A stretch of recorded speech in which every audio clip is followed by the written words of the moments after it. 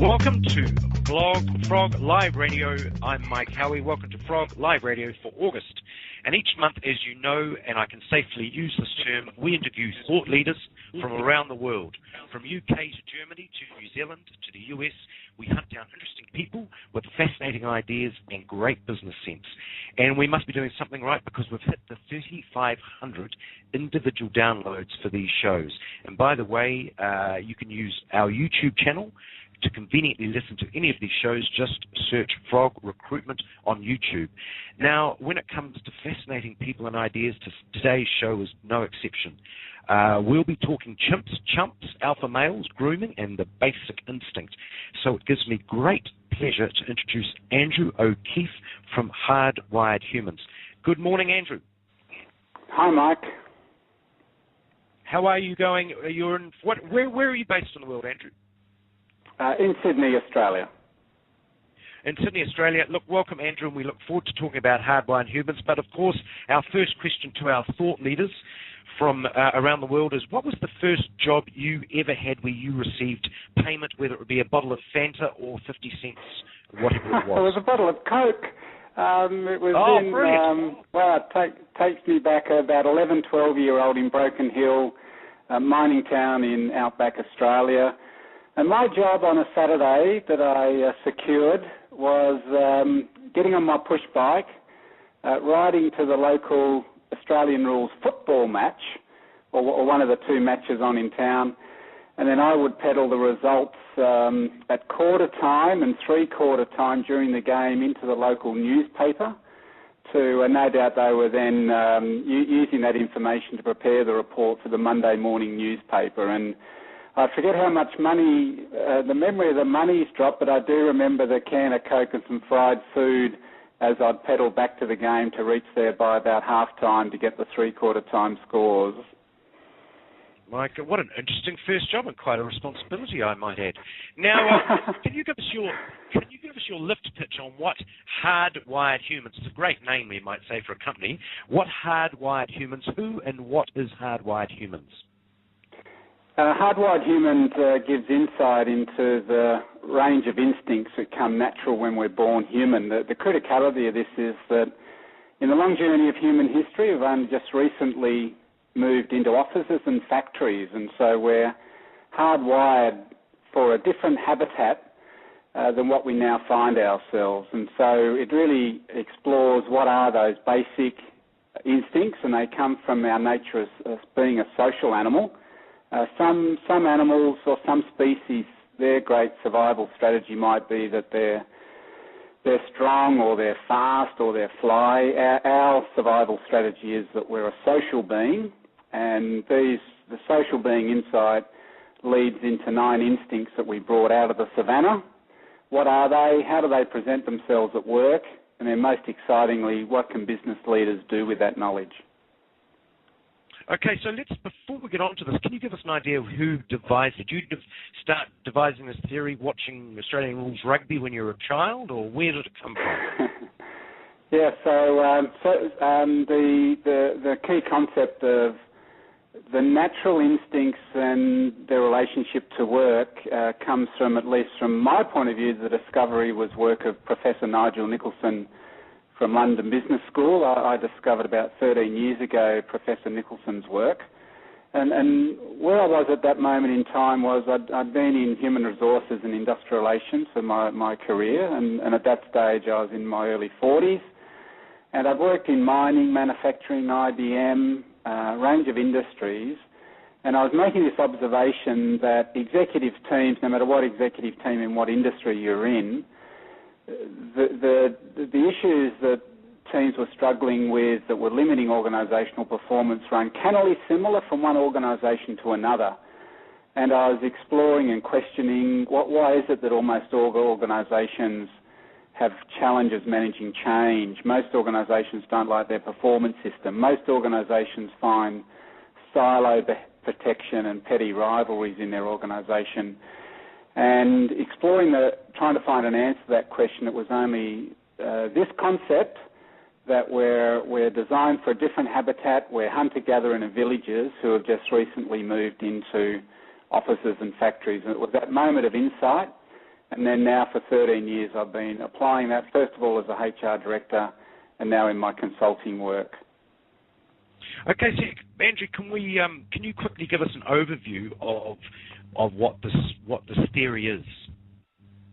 Well, the theory is that we existed for most of the human history, and if we go back, and it's not an evolutionary versus a creationist argument, it's really what we're born when we're born human. But if we go back just in terms of evolution, that Homo sapiens emerged around 200,000 years ago. There are a couple of million years of early hominid existence before that. So we're designed not only as a savanna, but existing in small family groups within clans of a certain size. That allowed us to survive against predators. It allowed us to survive in terms of sharing supply of food.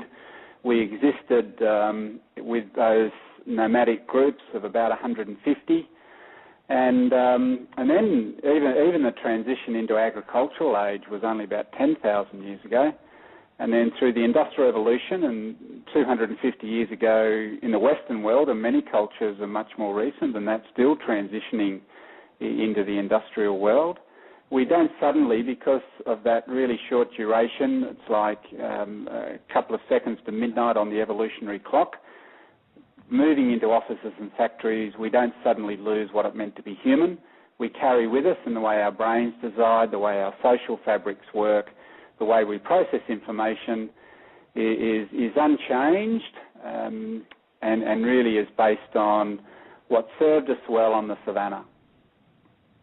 So, reading your material, can you just take us through these 9 human instincts? Is that the crux of your work? Am I correct there? Yeah, so my work and book is based on the 9 instincts, and maybe rather than just listing them, I'll group them into a number of groups. One is that we're a social being, and also a characteristic of social animals is hierarchy and status and pecking order. So that's a couple of instincts wrapped in there. The way we process information is primarily based on emotion.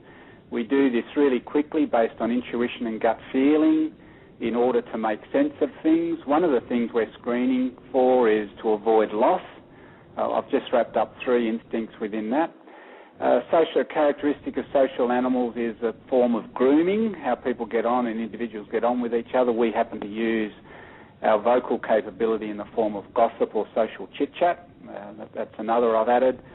We're one of the few animals that has a sense of individuality, a sense of self, and therefore can read others, so empathy and mind reading. And then there's a couple, confidence before realism and contest and display, which really fit within and mating strategies that would have served us well on the savannah, if not today. So there's 9 that I've wrapped in, but not listing them exactly as 1 to 9. So just so we can understand what's happening, is you believe that every human and every office or every group of humans has these 9 instincts at play, and that your work can help people identify these instincts and use them as management tools. Is that right? Or yeah, exactly. So what people find, whether it's HR in advising managers and designing HR systems, or leaders managing teams of people or units, divisions, companies, often find that it's the people stuff that's the most challenging, the people stuff that's the most unpredictable, the people stuff that's quite a mystery.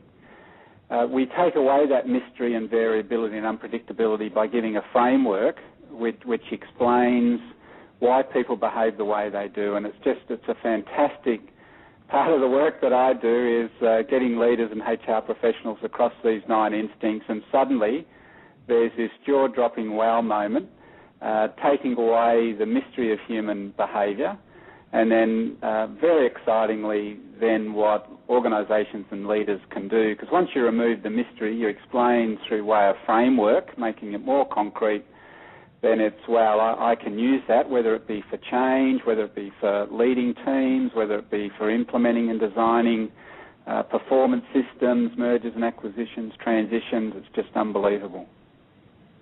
So you're saying that you hear a lot of companies go, my team isn't getting on, or there's something wrong, and what you do is lead them to this knowledge that really says, well, you're not looking at the basic human instincts, and if you learn about the basic human instincts, you can manage a team more correctly. Yes, I'll go and give some examples. Let's take social belonging. Now, social belonging instincts lead us to the insight that says people need to and want to belong to a small, intimate family group. So families are the building blocks of human societies, have been for our history. We don't suddenly lose that need to belong to a family and as if family unit when we move into workplaces. So teams will be, and managers will get to manage teams of about 7 in number. That's our historic family group. I was with a leader the other day, and she was explaining to me, she's a middle to senior manager, and she was explaining that one of the groups that report to her is not working very well. And I said, tell me about the organisational design. And this one manager reporting to her was managing only 2 people, and those 2 people as supervisors had teams below them. And I looked at it and I said, that's dysfunctional. And she said, in what way? I said, what you'll find is that manager with only 2 people reporting to her, she will be micromanaging those 2 people. She'll be going deeper into the organisation. She'll be skipping that one level of supervisor, and she'll be going to the lower level of people, and the lower level people, the first line service providers, will be confused about who their boss is, whether it's their immediate 1 or 2 supervisors or the more senior manager. He said, that's unbelievable, that's exactly what's happening. And I said, yeah, because it's designed to be dysfunctional, because you've only got that problematic manager has only 2 supervisors reporting to her. 2 is too small a unit of work to be of a family unit. That manager can handle more than 2 people. She can't run a team meeting. That'd be like in a phone box. It's not a large enough dynamic. She's not challenged enough. She will be, with more capability, going deeper in the organisation. And the action would be to remove that level of supervisor, have those 2 people working for you, which now would make 6 people reporting to her. Another example at the other extreme was a manager who's trying to manage 16 people. And that's way beyond what's manageable for one mere mortal human being.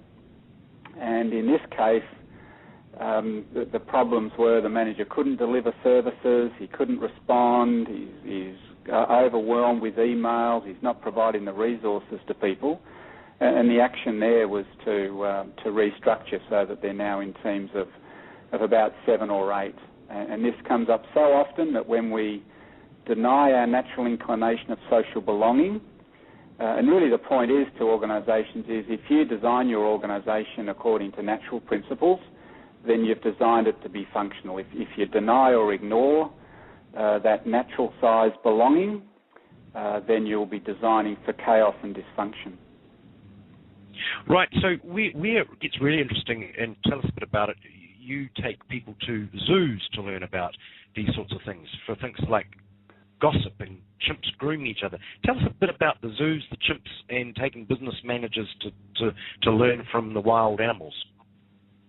Yeah, so zoos are a great place to take a zoological view about humans, and then we can do this comparison to other social species. And yeah, chimps are the great example, because they have the same level of complexity and hierarchy and almost group size. So chimp, let's say we go to Taronga Zoo in Sydney, and we cover in the classroom the 9 instincts of humans through a good relationship with the Jane Goodall Institute. They and the local chimp keeper come in and talk to the leaders, and then we go visit the chimps at the zoo. And say, for example, people always want to know which one's the alpha male, which one's the big boss. And down at the exhibit, invariably, the keeper will point to one particular chimp sitting on a rock about 20 paces away. And the keeper says, that's Labutu sitting on that rock near the waterfall. And then there's this great insight the keeper adds. The reason we think he sits on that rock, that's the rock the prior alpha male used to sit on. So it's like the corner office. Once you've got claim to that rock at Taronga, you've made it. And so then you're saying sorry, go on. Please continue. So then the keeper, will be asked questions about, so what's the nature of the leader? What's Labutu? How long's he been there? What happens when others try to replace him? And the answers around this are that Labutu has been the leader at Taronga for 10 years. And that's a long time. And the reason that he gets to retain that role against two rival males at Taronga, and the rival males are almost forever contesting and displaying, try to intimidate to take over the leadership role. But Labutu manages to hang on, and one of the big reasons that he hangs on is that he has the following of his supporters. We were there a few months ago, and almost all the other 18 chimps, at least the adult females and the older youngsters, almost all of them were cut and they were limping like they were walking wounded off a rugby pitch. And we said, what happened? And 2 days before, there'd been this fantastic, huge fight where Labutu, it all started with one of the rival males trying to dominate Labutu, and it was heading towards a fight. And it was the females, the followers, who intervened to protect the current leader so that he remained as the leader. Because he, in leadership language, is a very constructive leader. And one of the insights from Dr. Jane Goodall and her work over 50 years is that the constructive leaders, like Labutu at Taronga Zoo, they get to last as leaders of chimp communities for about 10 years. The bullies and the tyrants, they only get to last in the wild as leaders for about 2 years. God, that's fascinating, isn't it? So chimps gossip or they groom, is that right? Can you give us a real-life example? Yeah, so one of the other very similar practices is around grooming. So like I said earlier, that it's a characteristic of all social animals, that you cannot be bonded as a social animal to any other individual in your clan or pack unless you spend time grooming. Now, chimps groom physically. They do it one-on-one by physically grooming. We do it by way of gossip and social chit-chat. Just a grooming example, the two female adult chimps at Taronga, Sasha and Sheba, they were never seen to be grooming. That is, the keepers would say they just weren't friends, they never hung out together, and that's okay. But what happened was that this changed when they both had a baby at roughly the same time. They were ever then seen hanging out together grooming while the kids played. And so you're hearing this with business leaders, and of course it's, wow, that's just like us. Wow, that's where a lot of our behaviour comes from. Yes, because we're a social animal. And just in terms of then the human form of grooming being gossip, and this is particular courtesy of Professor Dunbar at Oxford, is that we engage in social chit-chat. The definition of gossip, not meant to be negative, is social chit-chat. You and I might work together and something happens to me at work and I hurry back to your desk and I say, Mike, have you got time for a coffee? Can we catch up? Or if I hear something significant, like I just heard something coming out of finance that you and I get on together, I owe you that information if I thought it was really important. Mike, I've just heard something that might affect us. Can we catch up in the meeting room? And that's that form of connecting, reciprocity, bonding, reciprocation that social animals engage in. Now, the benefit of that, let's skip to then, well, so what can leaders do with this knowledge, is to use gossip knowingly. So in my book I outline 12 suggestions or implications of how to use this. Let's just take one of them is what I call the gossip test. So as leaders, you know people are going to talk about you. That's what we do. And the point of the gossip test is, what do you want the person or the team or the people to say afterwards?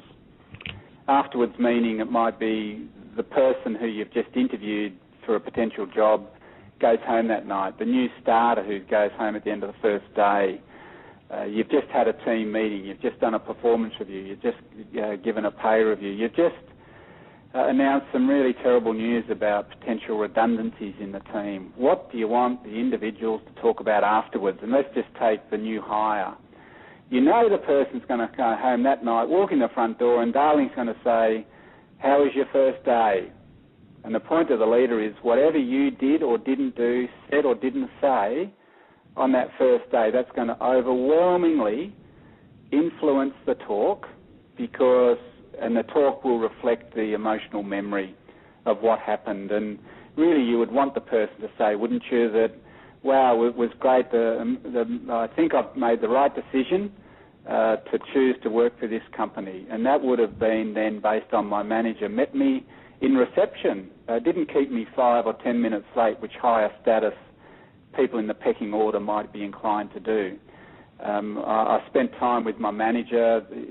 He or she didn't just flick me off to somebody else. We had a team morning tea. I got to know the people really quickly. My desk and my pens and my log-on were ready for me.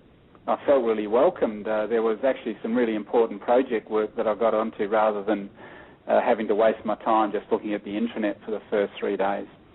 And so using the gossip test says that will cause the manager to take certain action based on that emotional memory that they wanted to create. Okay, so just in the last 10 minutes that we've got, I want to throw a couple of companies at you and talk about one or both of them, Flight Centre and Philips. Okay, so let's take, Flight Centre is an organisation that designed its organisation based on human instinct principles.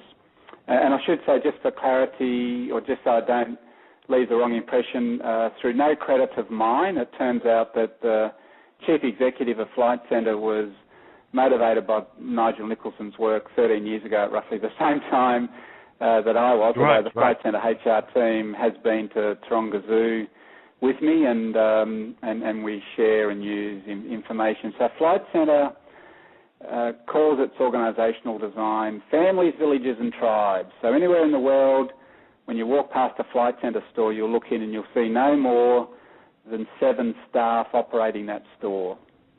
And this rule of 7, a family-based unit. And Flight Centre found that even if they had 8 people, that is, the store could justify more than 7 salespeople, if they put an 8th person in, productivity dropped. And what they do now is they're so disciplined, they would rather spend and invest in more property, even up the high street or in the same neighbourhood, a second store rather than reduce the productivity of that current store. So family-based, so the individual feels a strong sense of identity to their as-if family. The next level then is the village level, which a certain number of stores in a location, numbering about 80 people, would then fit within the village, and they really focus on a really strong sense of identity at around that village, which in human instinct terms says up to about 150. And then they have their tribal group at that higher level. But the key point is that if you're one of 14,000 people in Flight Centre, you don't feel a strong sense of identity. It's beyond human levels of comprehension to feel one of 14,000 in terms of individuality and a sense of belonging. So it can't come down the other way, from top down, but it can come from bottom up, that if you want to have people who are highly engaged and productive in your business, it can only be due to 2 levels. One is that the individual feels a strong sense of identity in their team of around about 7 people, and then a strong sense of belonging to a unit of work of around about up to 150, which might be the department, it might be the location, the business unit or the subsidiary. And Flight Centre is very, very disciplined about that. Yeah, so that's the Flight Centre example. Yeah, so just a quick question. If I was to buy your book and I'm going to work in an office as an individual, can these theories be used as individuals who are arriving either in middle ranks of management or even office juniors, do you think? Or is it having... yes, so professionals, because it deals with, like if you're a professional person, technical professional, then powers of persuasion, emotion, understanding team dynamics, relative relationships in hierarchies, how can you use gossip and networks is really critical, as it is for managers. So there'll be insight for a range of people. And certainly, the focus, though, is therefore the implications in each chapter, the 8 to 12 implications, really is aimed at managers, and HR professionals will read into that as well. Now, just to finish do you want to cover? Do you want to cover Phillips? Yep. Yeah. Just briefly, the Phillips example was a restructure using human instincts, and where this fits in is the ability to manage change. And ever so briefly, and there's a case study on Phillips on my website, the key insight into change management is conventional wisdom that says people resist change is a myth. It cannot be true. If we're a species hardwired to resist change, we'd be still living on the savannah. So we're very happy with change provided it covers one instinct, and that one instinct is that for me it does not involve loss. So like many species, we have an aversion to loss, and avoiding loss is a greater motivator than gain. And what happens is that we invariably, when we first hear about change, it's shared with us in a really ad hoc, ill-disciplined way, and we jump to fear about loss rather than classifying it more accurately. And so what, as the example Phillips then applied, was taking their managers to the zoo. We worked through workshopping the restructure they were about to do, using the 9 instincts, and it rolled out ever so successfully. Right. So just to finish off, you've just been touring with Jane Goodall. Is that correct? Can you tell us what her... yes, I have a great relationship with Jane Goodall and her institute, which started about 6 years ago when I first heard her talk, and wow, I was so excited to jump from understanding what I'd been doing for the 10 years before that, about almost 10 years, the knowledge of humans, to this comparison with a social species. And so that led to the relationship with the Jane Goodall Institute, where in taking people to the zoos, we do so with the Institute. And then the last 2 occasions when Jane Goodall visited Australia, she and I have then spoken to business audiences together. She talking about chimps and me talking about humans, and because it doesn't take much to make the comparison. And then, she was very generous in launching my book when she was in Australia in early June. Wow, that's exciting. Now, the final question we always ask our guests, what websites do you look at that you would say you've got to know about these websites, and any thought-provoking book other than your own that you've read lately that you can put us onto? So certainly let's just say in terms of books, because that often leads to the websites as well. Nigel Nicholson's book, Managing the Human Animal, is fantastic. Jane Goodall's books like Through a Window, 30 Years with Chimps at Gombe, and Robin Dunbar's books about gossip and grooming would be the 3 standouts for me. Fantastic. And just to finish off, Hardwired Humans, can we buy it in New Zealand, or should we go online and put some money into the Australian economy? So I think New Zealand, number one, it's distributed into bookshops in New Zealand. There's 3 ways. Bookshops, then online through Hardwired Humans, or as an e-book through just about every mainstream e-book provider except for Sony. Andrew O'Keefe, it's been a joy listening to you today, the author of Hardwired Humans. Thank you so much, Andrew, and have a great day over there in Australia. Thanks very much, Mike. Bye-bye.